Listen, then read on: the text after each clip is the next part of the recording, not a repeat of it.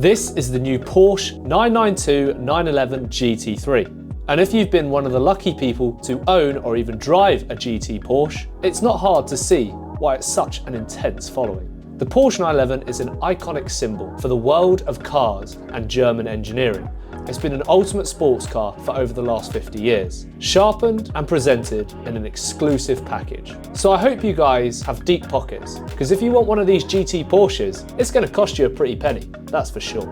In 2021, Porsche brought us the latest GT3 based on the 992 911. In typical style, its evolution has been carefully achieved, sharing its basic underlying chassis and naturally aspirated engines with the previous 991. Yet, while the 992's changes on paper might not appear to be major, it still has big improvements against the stopwatch around a certain German track that reveals the details that make the 992 GT3 more capable than ever before. The 992 GT3 also gives its lucky buyers more choice than ever, with both 6-speed manual and 7-speed PDK transmission options, PDK being an automatic transmission, as well as the return of the wingless touring model, itself also available with both transmissions. Made use of the huge options list, you can also tune the GT3 pretty much exactly to your taste, whether that be stripped out hardcore track day monster to pretty much the perfect high-performance road car. Much of the drive chain is very familiar, but that's a good thing. Compared to the previous GT3 unit, the 4-litre naturally aspirated flat-6 engine now has individual throttle bodies, and the exhaust system now includes gas particle filters. But there's a new rear silencer that is 10 kg lighter. So it's pretty similar to the engine and the parts found in the old 991 Speedster. Outputs are up by 10 brake horsepower and 8 pound-feet of torque, with the new GT3 breaking the 500 barrier, now producing 503 brake horsepower and 347 pound-feet of torque. Tiny rises for a model with low figures in its group of rivals. Both transmissions are also unique in the 991 range of the GT3 in comparison to the turbo models. Their older units are a ratio down in both cases. However, they've been used due to their low weights and tighter packaging. The older dual-clutch automatic gearbox also has a physical shifter lever rather than the toggle most 992s utilise, which doesn't just give a second option for up and down shifts, but this was also a preference from the boss of the GT Porsches. A lot of effort has been put into the 3 main areas of the chassis: weight saving, aerodynamics and suspension. Things such as the lightweight glass, new front wheels, new rear roof, Life PO4 battery and a carbon front lid have all helped save weight compared to the previous generation of the GT3s. Despite the 992 being a fundamentally heavier car, the result of the latest GT3 weight just weighs 1,435 kg with the automatic gearbox. That's a mere 5 kg more than the old GT3. The aerodynamics, however, are significantly better. The adaptation of a swan neck rear wing and impressive rear diffuser have helped improve the downforce by 50% at 124 miles an hour. However, both the wing and the front splitter are manually adjustable, and if you put them into a more aggressive setting, the car will generate 385 kg of downforce, which is 150% more than the old car. In fact, it's more than the old GT3 RS model. Regarding performance, we can see small rises in power and torque, which doesn't really bring a large amount of improvements to acceleration this time. So the 0 to 62 time and top speed with the automatic gearbox are exactly the same as the previous model, being 0 to 62 miles an hour in 3.4 seconds and a top speed of 198 miles an hour. Manual cars take an extra 0.5 seconds to reach the 62 mile an hour point, and to hit the sub 4 second time, it will take some aggressive shifting. But it does reach a higher top speed, being 199 miles an hour. Day to day, the GT3's on-road performance is exactly as the numbers suggest. The highly humble 347 pound-feet of torque doesn't infuse the low and mid-range with a whole lot of poke. A well-driven hot hatchback will likely get the run on for you until you reach 4,500 RPM. Beyond this point, the engine starts to really pull, and rather than dropping off as it reaches the climax of its red line at 9,000 RPM, it just keeps going. In fact, the engine speeds up so high that your ears are telling you to change before the limiter arrives. Manual cars highlight this feeling of endless revs with their low gear ratios, a problem that's clear in most Porsche GT products, fitted with a manual transmission. Porsche's GT department insists that its response to continually tightening emissions regulations and that it's either these gear ratios or no manual option at all. The GT3 sets a lovely tone of a low-down car, but not as low as the Mono R. You can watch that video in the top right corner now. The gear selection is briefly puzzling because it looks remarkably like it should move around a gear gate rather than activate a PDK automatic gearbox. Also new to the 992 is a track screen option, which cleans the digital dash in front of you down to just the essential information.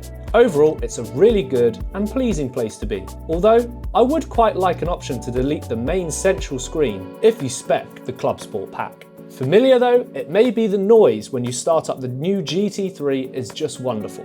The fact that Porsche stuck to their guns, not just chasing horsepower, they managed to maintain a naturally aspirated engine in the face of increasingly awkward legislation times.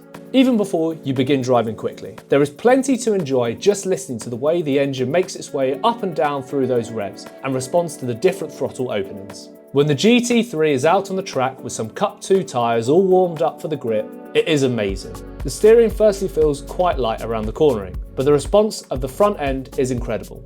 Load up the nose, and at the point where you feel like the 911 should start pushing wide, the 992 just seems to lean into its tyres a bit more and keep on digging for grip. The rear is the same, it is totally tight, and it takes a concerned amount of effort to unstick the 315 section Cup 2s. Even when you breach the limit of grip, it's only with a firm foot on the throttle that will keep it oversteering. Shaking for a moment and it will straighten up quickly.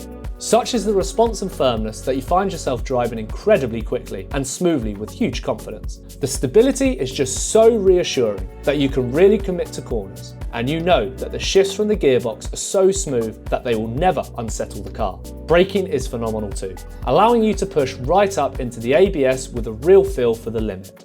On paper, Porsche claim that both the manual and automatic models achieve 21.9 and 21.7 miles to the gallon. This is respective, but when driven on motorways such as the M1 and M40, you'll easily get anywhere between 22 and 25 miles to the gallon. Start exercising the engine and be naturally surprised. The MPG doesn't decline to the levels you might imagine. You have to be quite committed to hit single figures on the road, something turbocharged rivals such as the McLaren 765LT and the Nissan GTR will happily dip down into.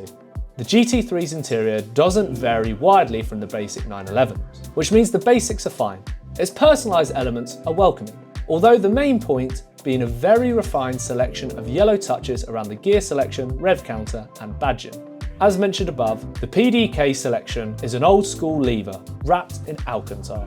Aside from the slightly off-centre placement, it looks identical to the manual model.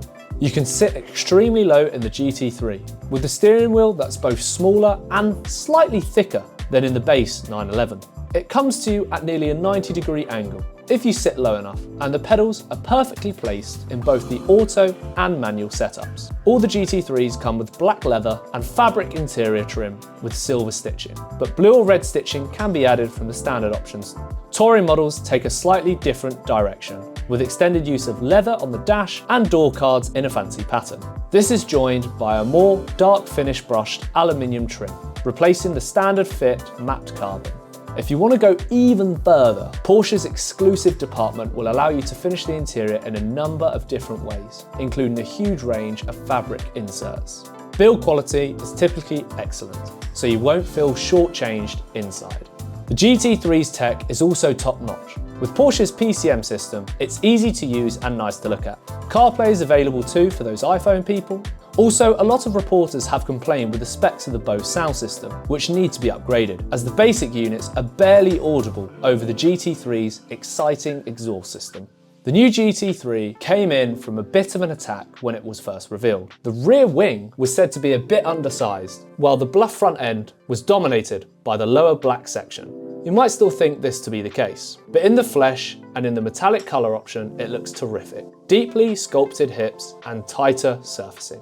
Touring models ditch both the rear wing and black front intake, swapping the latter for a body-coloured unit. It also comes as standard with the silver window trim, although this can be deselected if owners are going for a stealthier look. Wheels come in a 20 and 21 inch forged centre lock design and can be finished in two shades of silver, a dusty gold, matte black and black with coloured stripes around the rim edge.